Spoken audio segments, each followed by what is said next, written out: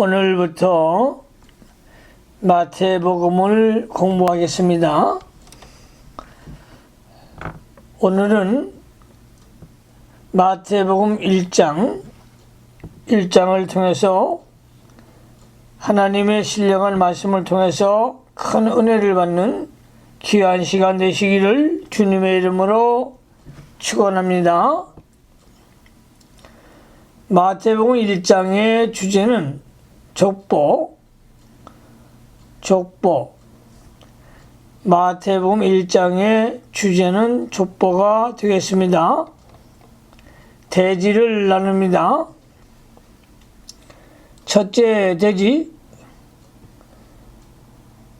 족보 3강 1절로 17절, 족보 3강 1절로 17절, 작은 1번, 예언 필성 1절, 예언 필성, 작은 2번, 인성 변천 2절로 11절, 인성 변천 2절로 11절, 작은 3번, 장악 상선 12절로 17절, 두 번째 대지 탄생 삼진 18절, 세 번째 대지 요셉 의인 19절로 25절, 본문을 강해하겠습니다.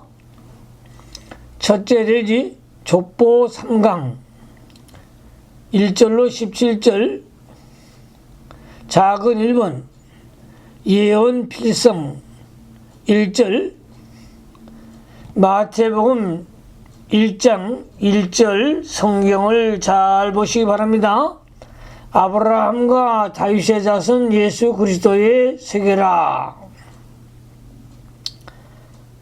아브라함과 마태가 예수님의 족보를 기록할 때에 아브라함부터 시작하였습니다.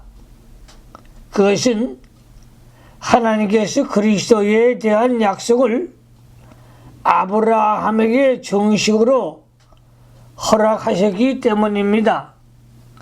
다시 말하면 하나님께서 아브라함에게 그의 자손 가운데서 그리스도가 나실 것을 확실하게 약속하여 주셨기 때문입니다. 아브라함은 이 약속을 믿어서 의인이 되었고 모든 믿는 사람의 조상이 된 것입니다. 창세기 15장 4절로 5절을 참조하시기 바랍니다. 하나님께서 아브라함 이전에도 아담에게 그리스도가 오실 것을 약속해 주셨습니다. 즉 창세기 3장 15절에 여자의 후손은 네 머리를 상하게 할 것이요 너는 그의 발꿈치를 상하게 할 것이니라고 했습니다. 여기에서 여자의 후손은 그리스도를 가리키며 그리스도가 뱀, 마귀의 권세를 깨뜨리겠다는 말씀입니다. 이것이 죄인에게 최초로 그리스도를 허락한 것이었습니다. 그러므로 이것이 최초의 복음이며 이 복음을 아담이 믿었고 이 신앙이 아벨과 셋을 통하여 계속 내려왔습니다. 아담의 때부터 많은 사람들이 오실 그리스도를 믿어 내려오다가 약 2000년 지난 후에 아브라함에게 네 자손을 통하여 그리스도가 나시겠다고 하나님이 정식으로 약속해 주셨습니다. 창세기 15장 5절로 7절을 참조하시기 바랍니다. 하나님은 이와 같이 먼저 약속을 하시고 그 약속대로 이루어 가시는 하나님이십니다. 하나님께서 아브라함에게 네 자손이 하늘의 무별과 같이 많을 것이라고 약속해 주실 때에 아브라함이 그 말씀을 그대로 믿어 신앙의 조상이 되었습니다. 그리하여 유대인뿐만 아니라 전 세계적으로 믿는 자는 모두 아브라함의 후손이 된 것입니다. 하나님이 아브라함에게 약속하신 말씀을 그대로 성취시켜서 아브라함의 후손 가운데서 그리스도가 나셨기 때문에 예수 그리스도의 족보를 아브라함부터 기록한 것입니다. 아브라함은 주전 2000년경 사람으로 2000년 전에 약속하신 말씀이 그대로 이루어져 그리스도가 탄생하신 것입니다. 다윗의 자손 다윗은 아브라함의 자손으로서 주전 1000년경 사람입니다. 하나님께서 아브라함의 자손인 다윗에게 좀 더 구체적으로 그리스도가 나실 것을 약속해 주셨습니다. 이사야 9장 7절에 다윗의 위에 앉아서 그 나라를 굳게 세우고 지금 이후 영원토록 공평과 정의로 그것을 보존할 것이라. 만군의 여호와의 열심히 일을 이루리라고 하였습니다. 또 이사야 11장 1절에 이새의 줄기에서 한 싹이 나며 그 뿌리에서 한 가지가 나서 결실할 것이요 라고 했는데, 이것은 다윗의 자손 가운데서 그리스도가 나실 것을 약속하신 말씀입니다. 이 말씀대로 그리스도가 다윗의 자손으로 탄생하신 것입니다. 예수 그리스도의 세계라는 말은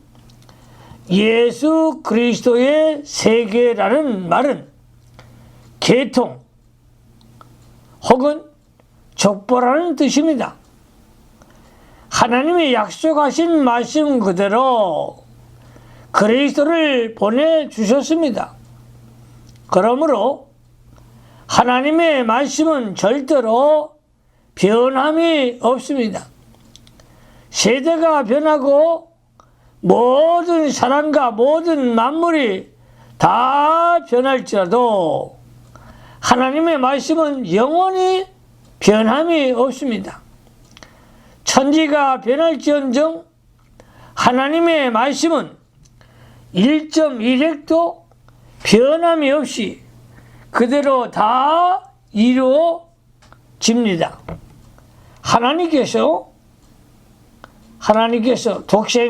독생자 예수 그리스도를 이 세상에 보내시어 우리를 구원해 주시겠다고 하신 구원의 약속은 틀림이 없습니다.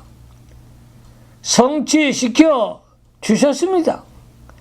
예수님이 나시기 약 2000년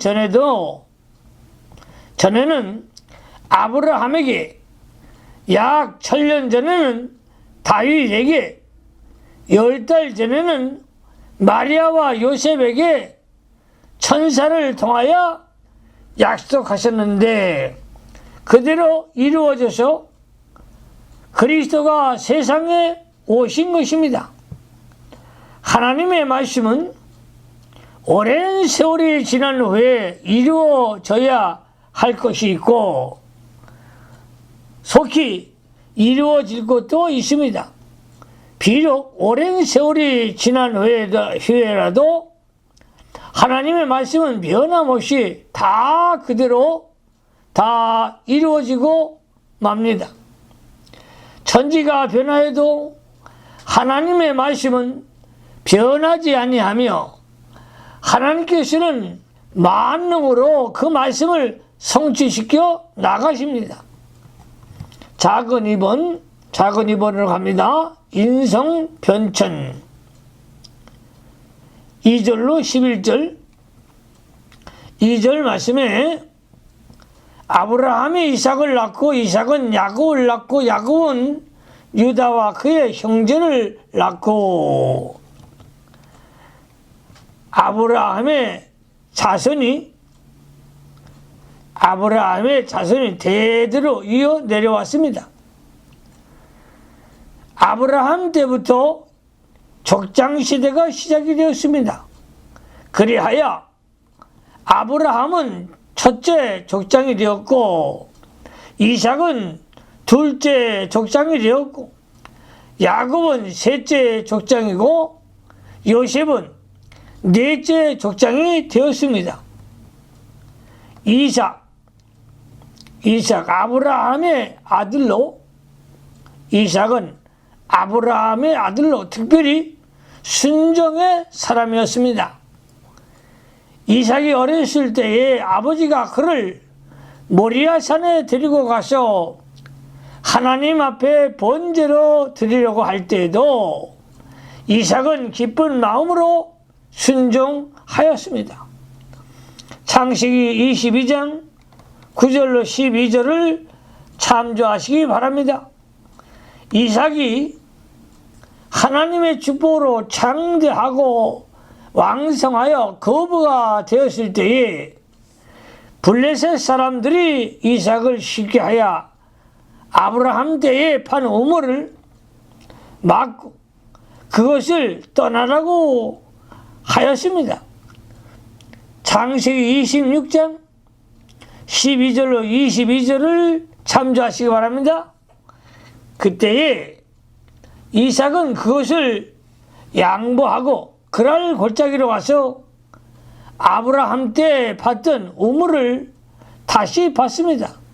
그런데 그랄 목자들이 그곳까지 와서 다투며 그 우물이 자기들의 것이라고 했습니다. 그러므로 이삭이 그 우물을 또 양보하고 다른 우물을 봤으니 그들이 또 다투었기 때문에 다시 다른 곳으로 옮겨가서 우물을 파고 살았습니다.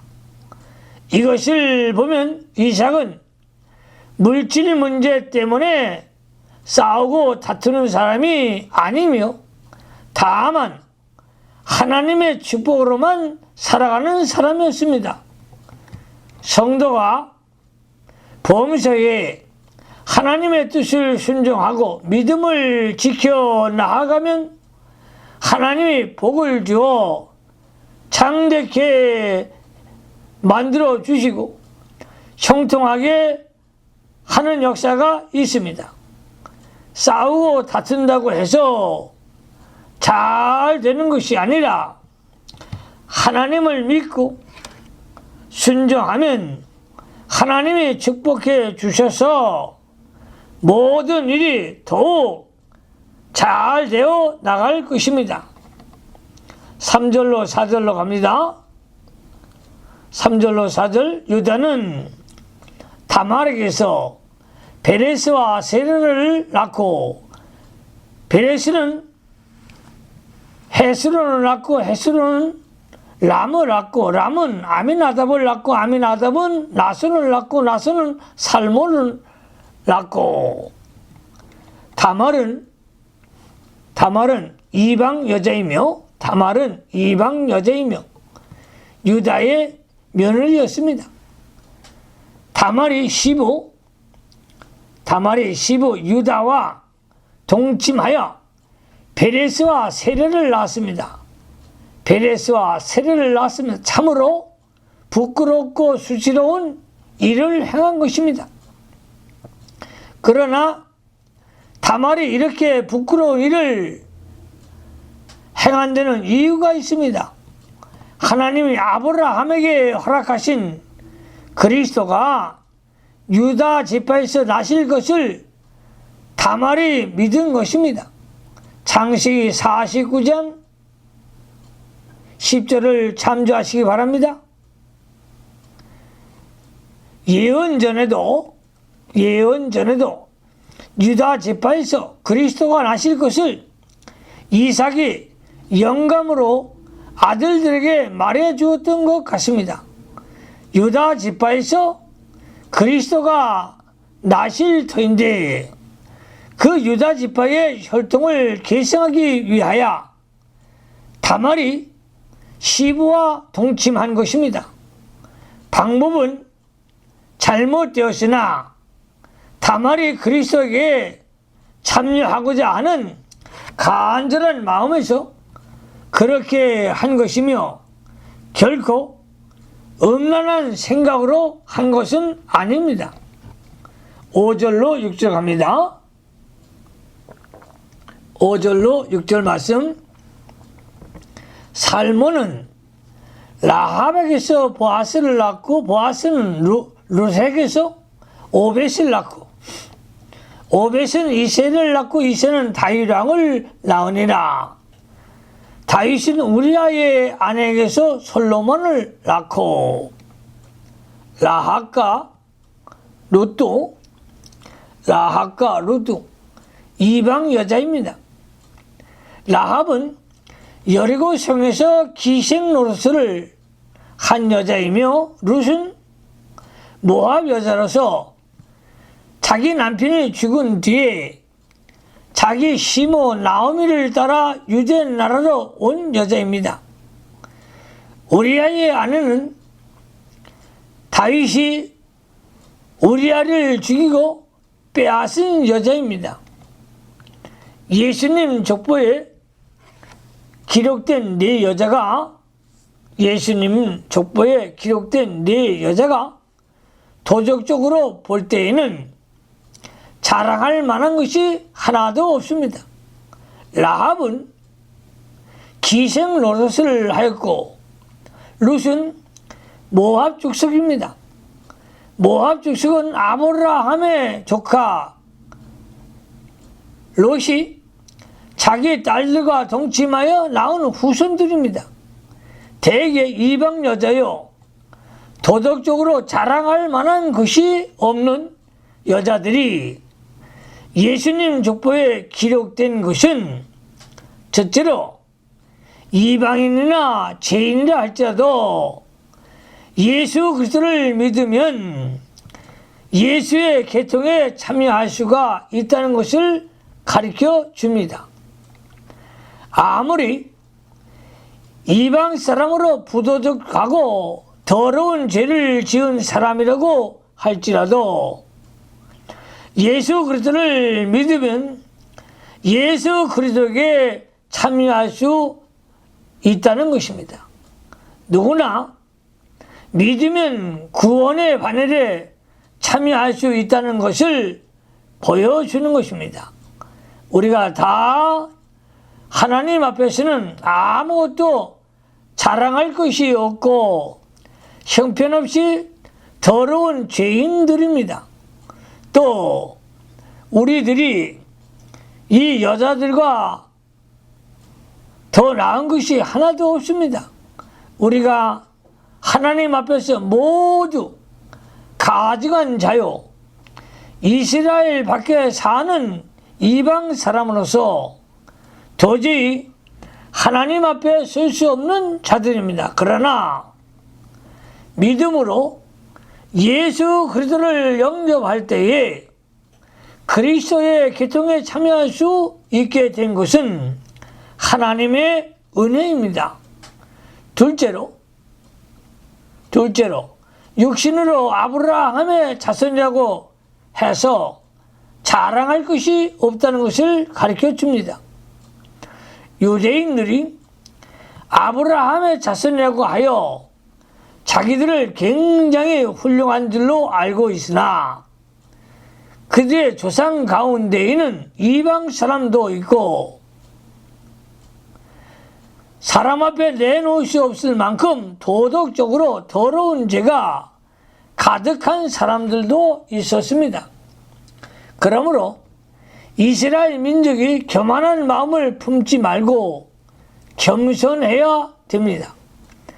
인간은 다 죄인이기 때문에 하나님 앞에서 겸손하여 회개하고 예수 그리스도를 믿음으로만 구원을 받게 됩니다.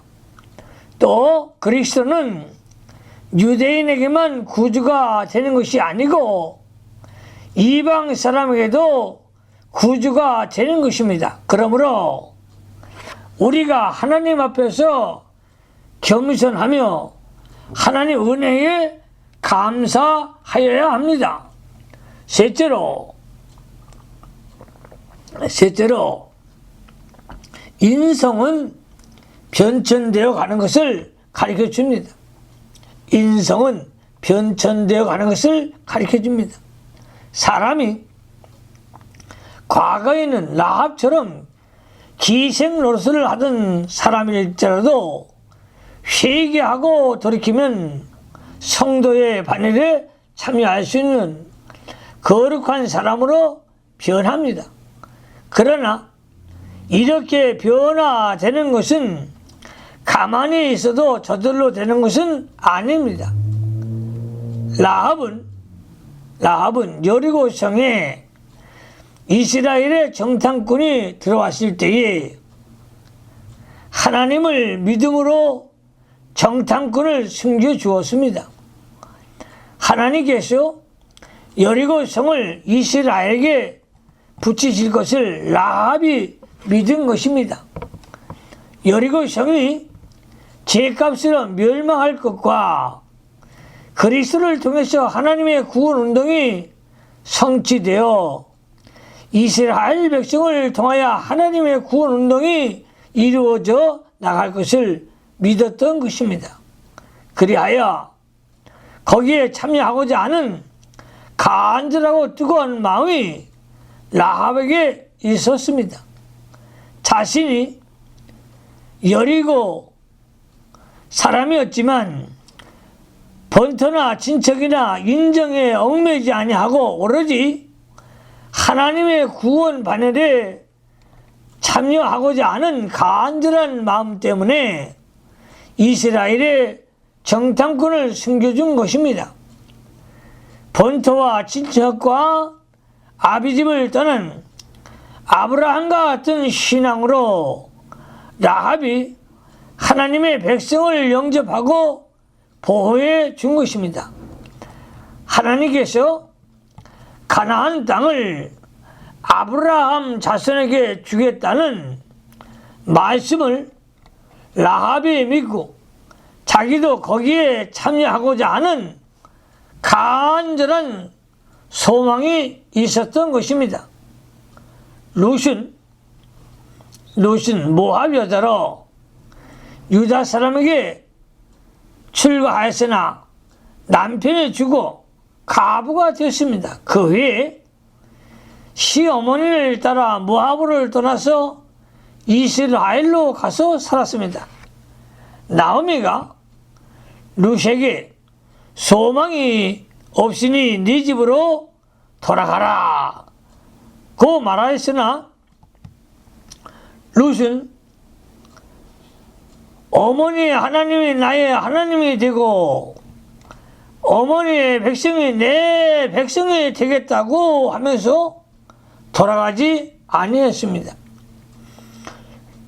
룻도 하나님의 구원 사역에 참여하고자 하는 간절한 마음이 있었기 때문에 자기의 부모와 아비집과 본국을 떠나 이스라엘로 간 것입니다. 하나님의 백성을 흠모하고 사모하여 고생을 무릅쓰고 시어머니를 따라 이스라엘로 간 것입니다.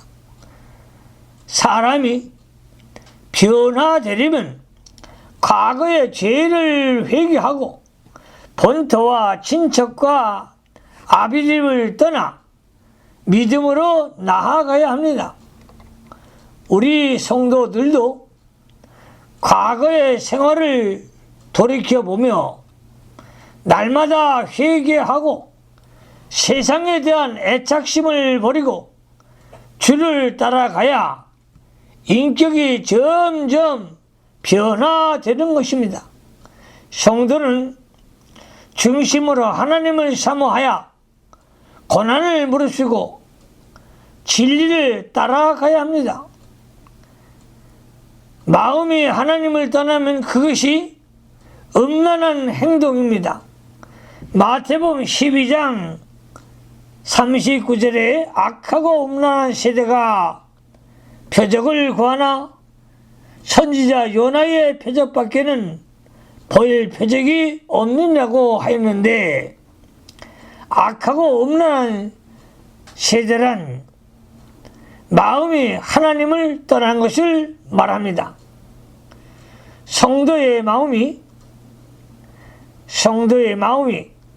하나님을 떠나 세상과 육신에 속하면 인정과 물질에 얽매이고 믿음을 지키지 못합니다.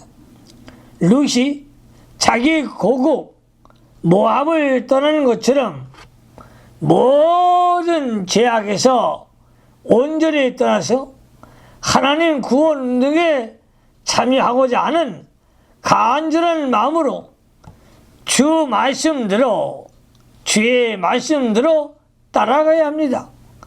그리하여야 변하여 새 사람이 되고 그리스도의 거룩한 반열에 참여할 수 있게 됩니다. 7절로 11절로 합니다. 7절로 11절 말씀. 솔로몬은 르호보암을 낳고 르호보암은 아비야를 낳고 아비야는 아사를 낳고 아사는 여호사밧을 낳고 여호사밧은 요람을 낳고 요람은 우시아를 낳고 우시아는 요담을 낳고 요담은 아하스를 낳고 아하스는 시시기야를 낳고 시시기야는 므낫세를 낳고 므낫세는 아몬을 낳고 아몬은 요시아를 낳고 바벨론으로 이거할 때에 요시아는 여고니아와 그의 형제를 낳으니라. 요람과 우시아 왕과 사이에 아하시아, 요아스, 아미사 세 왕의 이름이 빠져 있습니다. 세 왕의 이름이 빠져 있습니다. 아하시아는 모친의 꾀임을 받아 아합의 짓같이 악을 행하다가 예후에게 죽임을 당한 왕입니다. 역대하 22장 7절로 9절을 참조하시기 바랍니다. 요아스는 선지자가 자기를 책망할 때에 그 선지자를 성전에서 죽인 악한 왕입니다. 그리하여 열왕의 묘실에 장사되지 못하였습니다. 역대하 24장 20절로 21절을 참조하시기 바랍니다. 아마샤는 에돔 사람의 우상을 섬기고 그것 때문에 선지자의 책망을 받았으나 불순종하고 거역한 왕이었습니다. 역대하 25장 14절로 26절을 참조하시기 바랍니다. 예수님 족보에서 빠진 세 왕은 하나님을 거역하고 대적한 왕들이기 때문에 그리스도의 반열에 참여하지 못한 것입니다. 하나님을 거역하고 대적하는 악한 사람은 언제나 영광스러운 그리스도의 반열에 참여하지 못하게 된다는 것을 가르쳐 줍니다. 작은 세 번째로 갑니다. 장악상선 12절로 17절 16절에 바벨론으로 이거한 후에 여호니는 스알디엘을 낳고 스알디엘은 스룹바벨을 낳고 스룹바벨은 아비후스를 낳고 아비후스는 엘리야김을 낳고 엘리야김은 아스를 낳고 아스르는 사독을 낳고 사독은 아킴을 낳고 아킴은 엘리우스를 낳고 엘리우스는 엘르아사를 낳고 엘르아사는 마탄을 낳고 마탄은 야곱을 낳고 야곱은 마리아 남편 요셉을 낳으니 마리아에게서 그리스도라 칭하는 예수가 나시니라. 바벨론으로 이관 후에 유대 민족이 바벨론에 가서 70년 동안 포로 생활을 하였습니다. 예수님의 족보에 70년간 바벨론 포로 생활이 기록된 것은 이스라엘 민족이 하나님 앞에 범죄함으로 이방 나라의 포로가 되었던 수치스러운 역사가 있다는 것을 보여주기 위한 것입니다. 이스라엘 민족이 포로 생활하게 된 여러 가지 죄 가운데서 중요한 것은 첫째로 우상을 섬긴 죄였습니다. 두 번째, 안식일을 범한 죄였습니다. 세 번째, 하나님을 거역하고 배반하여 인간의 세력과 물질을 의지하여 살아온 죄입니다. 인간이 죄를 범하면 하나님이 진노하셔서 반드시 징계하십니다. 그러나 이스라엘 민족이 포로 생활을 하면서 회개하였기 때문에 하나님이 다시 해방시켜 유대 나라로 돌아오게 하셨습니다. 우리도 죄를 범하면 하나님이 징계하시고 회개하여 죄에서 돌이키면 용서해 주시고 하나님과의 관계를 회복시켜 주십니다. 주님은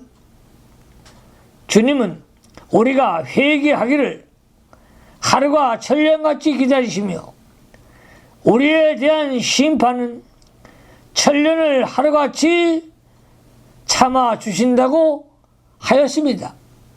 베드로후서 3장 8절을 참조하시기 바랍니다. 회개하기를 고대하시는 하나님 앞에서 범죄한 것을 찾아 날마다 회개해야 합니다. 가슴을 치고 땅을 치고 통곡하며 하나님께로 나오는 하나님의 백성들이 되어야 합니다. 우리 성도가 죄값으로 하나님의 징계를 받고 있는 것이 많이 있습니다. 하나님의 징계를 경히 여기지 말고 죄를 찾아 회개하도록 힘써야 합니다. 징계를 받으면서도 모르고 있는 사람이 많이 있습니다. 이사야 1장 5절로 6절에 너희가 어찌하여 매를 더 맞으려고 더욱더욱 패역하느냐. 온 머리는 병들었고 온 마음은 피곤하였으며 발바닥에서 머리까지 성한 곳이 없이 상한 것과 터진 것과 새로 맞은 흔적뿐이오늘 그것을 짜며 싸매어 기름으로 유하게 함을 받지 못하였더라 라고 하였습니다. 이사야 선지자 때에 이스라엘 백성에게 하나님의 징계가 많이 내려왔었습니다. 머리부터 발꿈치까지 성한 것이 없었으나 하나님 앞에 회개하지 않았습니다.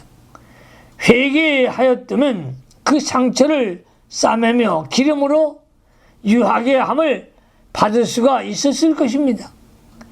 학개 선지자 때도 이스라엘에게 하나님의 징계가 많이 내려왔습니다. 즉 먹어도 배부르지 못하고 마실지라도 흡족하지 못하고 입어도 따뜻하지 못하며 일꾼이 삭슬 받아 전대에 넣으나 전대는 구멍에 뚫렸다고 하였습니다. 학개서 1장 6절을 참조하시기 바랍니다. 또 하나님께서 한절을 불러 땅과 산과 곡물과 새 포도주와 기름과 땅의 모든 소산과 사람과 육축에게와 손으로 수고하는 모든 일에 임하게 하였다고 하였습니다. 학개서 1장 11절을 참조하시기 바랍니다. 성도가 하나님의 징계를 받을 때에 누구 때문에 이렇게 되었다고 원망하기 쉽습니다. 그러나 다른 사람을 원망하거나 책망을 전가시키는 것은 믿음이 아닙니다. 자기가 책임을 지고 하나님 앞에 철저히 회개해야 합니다. 국가적으로 받는 징계도 성도 각자가 책임을 지고 회개해야 합니다. 성도가 빛이 되지 못하고 소금이 되지 못하기 때문에 그 민족이 범죄하여 하나님의 징계를 받는 줄로 알아 회개해야 합니다. 또 전 세계에 대한 하나님의 징계도 성도 각자가 하나님 앞에 책임을 지고 회개해야 합니다. 예루살렘의 공의를 행하여 진리를 구하는 자를 한 사람에도 찾으면 하나님께서 그 성을 사하겠다고 하셨습니다. 에레미야 5장 1절을 참조하시기 바랍니다. 소돔 고모라에서도 의인 10명을 찾으면 그 성을 멸망시키지 않겠다고 하셨습니다. 창세기 18장 32절을 참조하시기 바랍니다. 17절 말씀을 합니다. 17절 그런즉 모든 대수가 아브라함부터 다윗까지 연례되어 다윗부터 바벨론으로 이거할 때까지 연례되어 바벨론으로 이거하는 후부터 그리스도까지 연례되리라. 아브라함부터 다윗까지 연례되이고 다윗으로부터 바벨론으로 이거할 때까지 연례되입니다. 바벨론으로 이거하는 후부터 그리스도까지 14대라고 기록되어 있으나 사실은 13대입니다. 14대라는 것은 14대라는 것은 7의 2배입니다. 7수는 하나님의 만수이므로 그렇게 기록된 것 같습니다. 여기 마태복음 1장에 족보와 누가복음 3장에 있는 족보와는 차이가 있습니다. 아브라함부터 다윗까지는 차이가 없으나 다윗부터 그 아래로 내려가면서 서로 다른 이름이 많이 나옵니다. 우선 요셉의 아버지만 봐도 마태복음에서는 야곱인데 누가복음에서는 헬리라고 기록이 되었습니다. 이렇게 차이가 난 것은 첫째, 마태는 요셉의 족보를 기록하고 누가는 마리아의 족보를 기록하였다는 해석이 있습니다. 두 번째, 마태는 계대 계승법, 양자법으로 기록하였고 누가는 실제로 기록하였기 때문이라고 해석이 있습니다. 사람들이 아는 대로는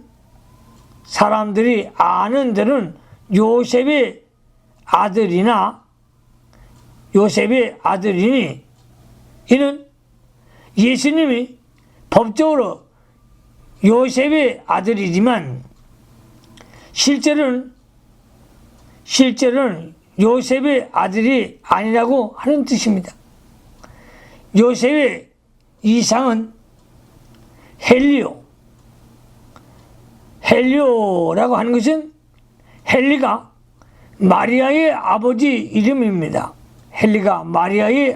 이름입니다. 이것은 실제의 혈통을 기록한 것입니다.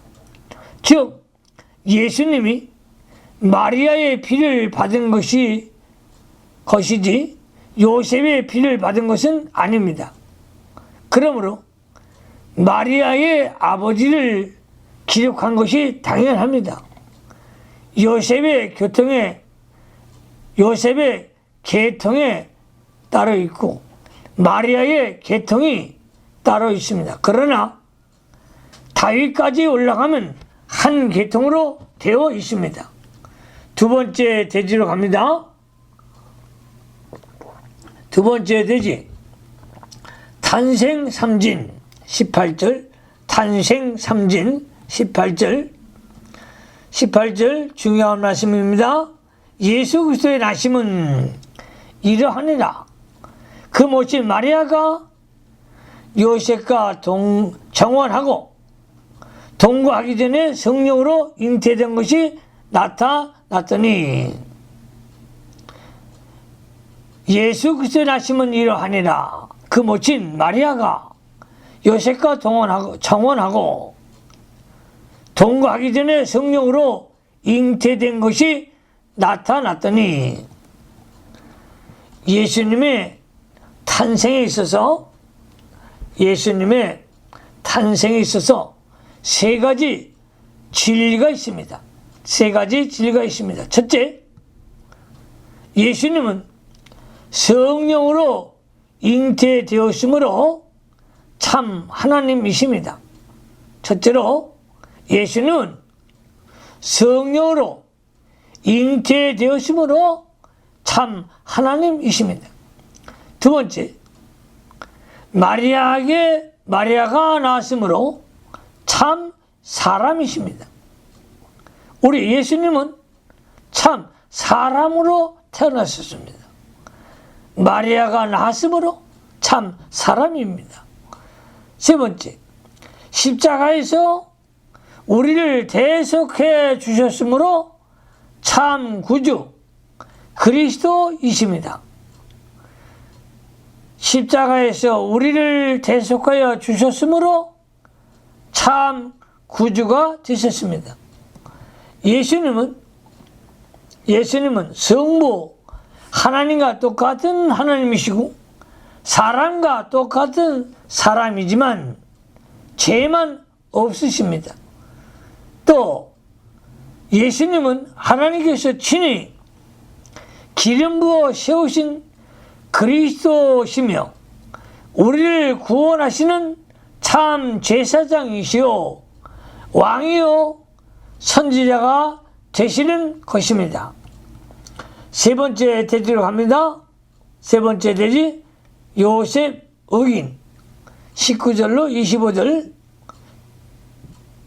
19절 20절 말씀으로 갑니다. 그 남편 요셉은 의로운 사람이라 저를 드러내지 아니하고 가만히 끊고자 하여 이 일을 생각할 때 주의 사자가 현몽하여 가로되 다윗의 자손 요셉아 네 아내 마리아 데려오기를 무서워 말라.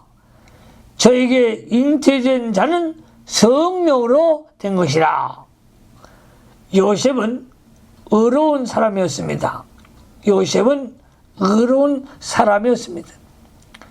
요셉이 의로운 것은 자기와 약혼한 마리아가 결혼 전에 잉태된 것을 알고도 저를 드러내지 아니한 것과 가만히 끊고자 한 것과 그 일을 생각한 점입니다.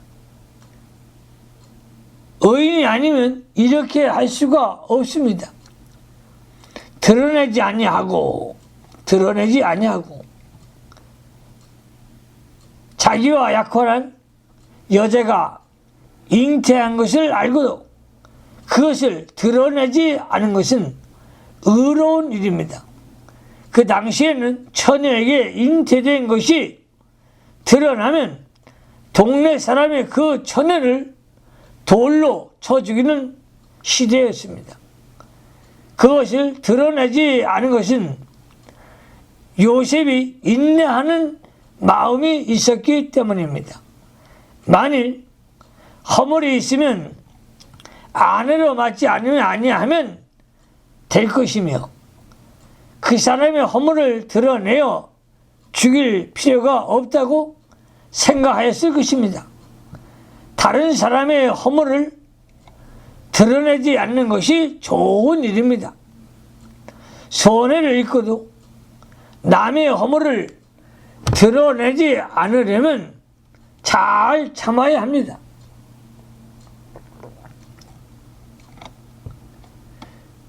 불의한 일, 죄악이 나타났을 때 그 불의를 드러낸다고 해서 불의가 없어지는 것은 아닙니다. 불의가 드러남으로써 오히려 불의가 더 커지고 다른 사람의 악 영향을 끼치는 수가 있습니다. 그러므로 드러내지 아니하고 처리함으로써 회개의 기회를 주고 좋은 결과를 가져오는 수가 많습니다. 요셉이 이렇게 드러내지 않고 조용히 처리하려고 한 것은 참으로 의로운 일이었습니다. 그러므로 저와 여러분들도 요셉과 같이 의로운 사람 되시기를 주님의 이름으로 축원합니다. 우리 예수님께서도 한 사람이 죄를 지으면 그 사람 홀로 있을 때 가서 죄를 짓지 못하게 권면하고 듣지 않거든 두세 증인을 데리고 와서 다시 권면하고 그래도 듣지 않거든 세리와 같이 여기라고 한 것입니다. 마태복음 18장 15절로 17절을 참조하시기 바랍니다.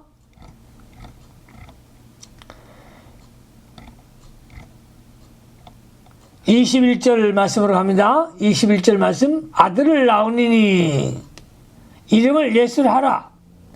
이는 그가 자기 백성을 저희 죄에서 구원할 자이심이라 하니라.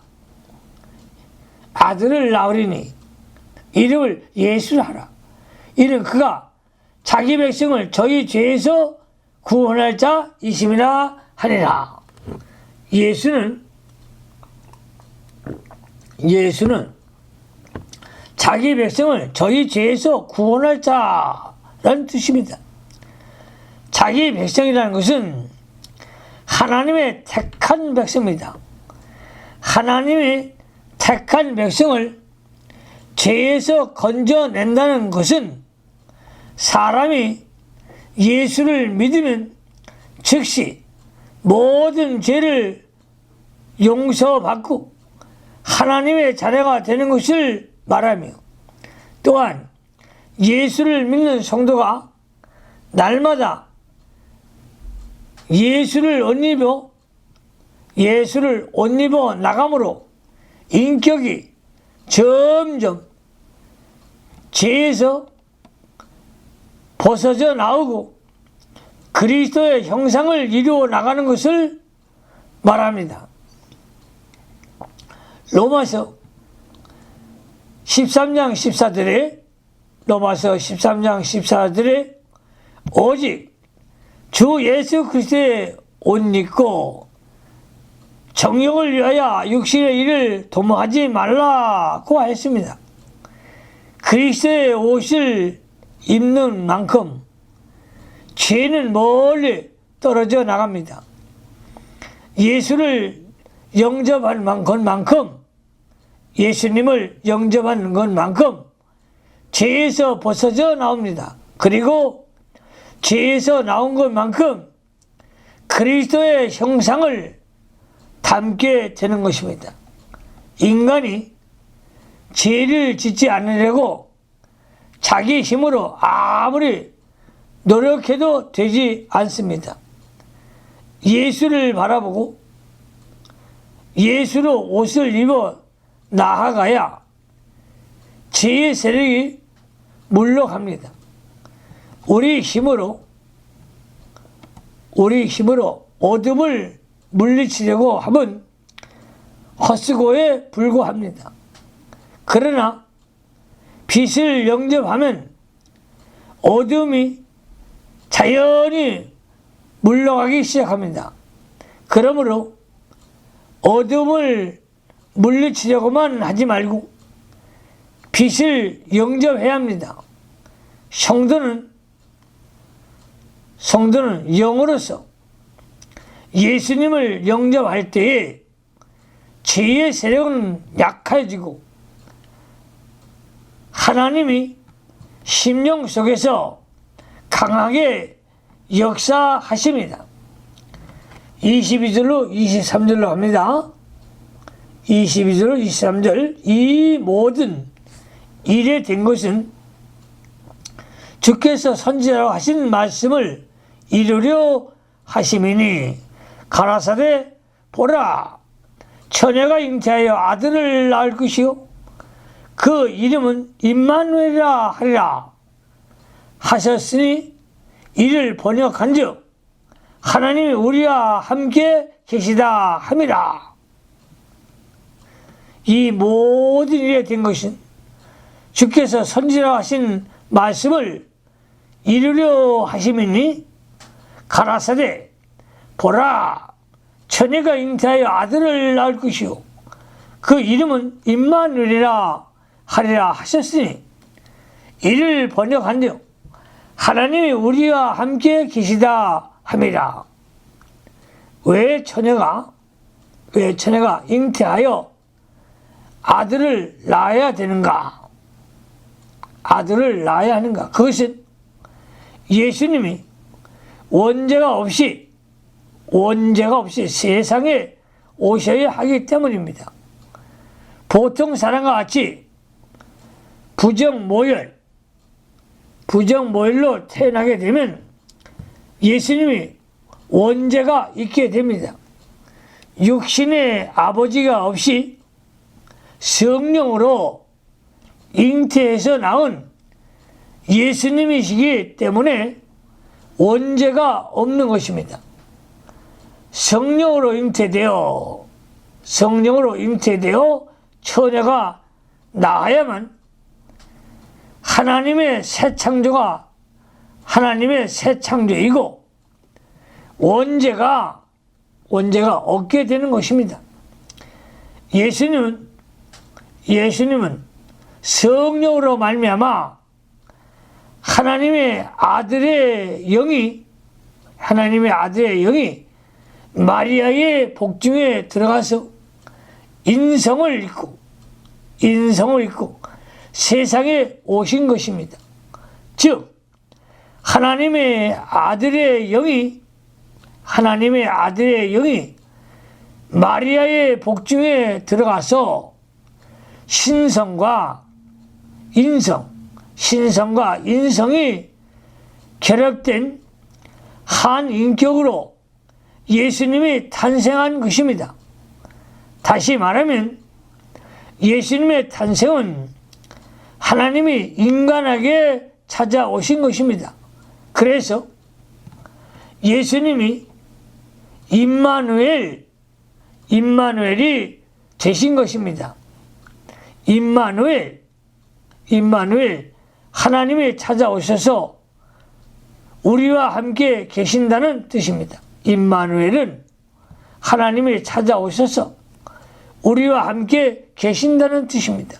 곧 예수님은 하나님이 사람의 몸을 입으시고 이 세상에 오신 것입니다. 24절로 25절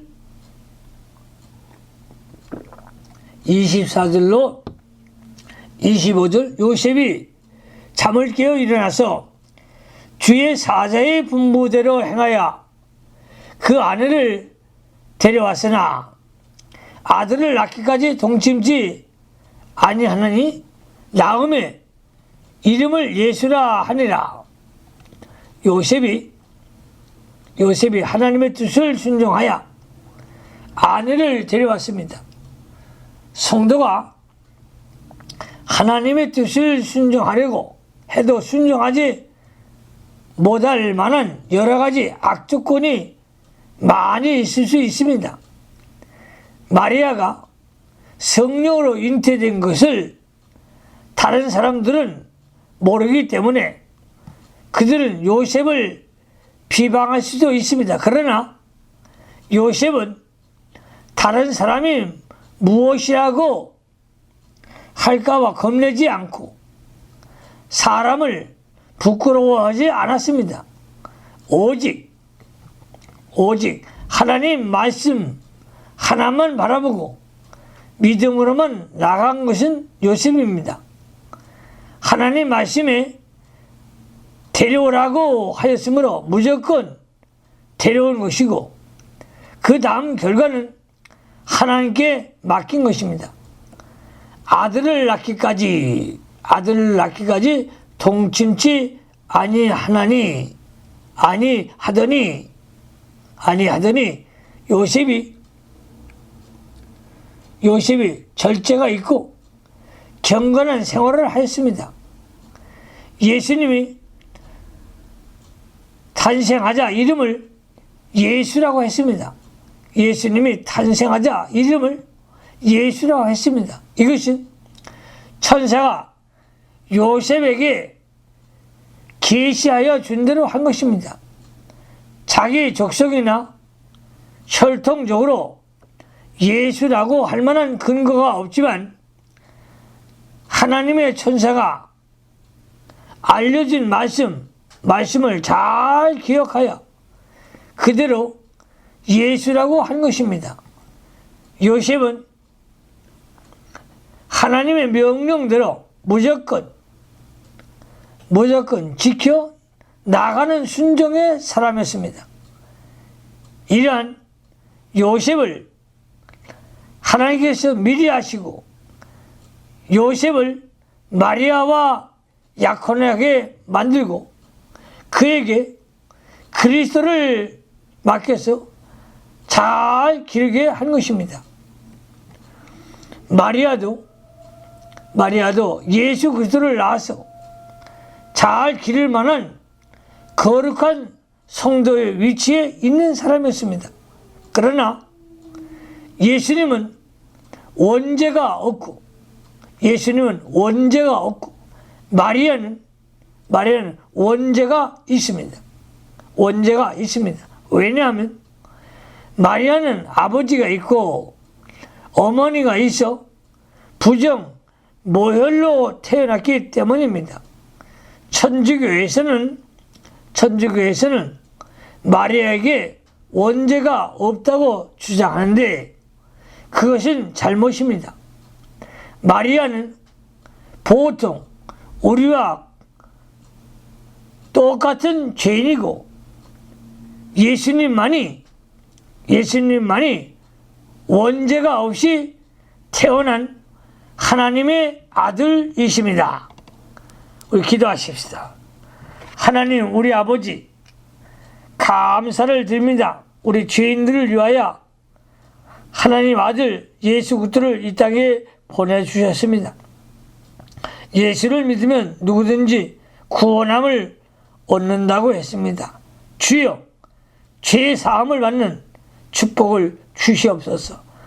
온 세상에 죽어가는 영혼들을 살려낼 수 있는 복음의 성도들이 될 수 있도록 축복해 주시옵소서. 예수님 그러하심으로 축복하며 기도하옵나이다. 아멘.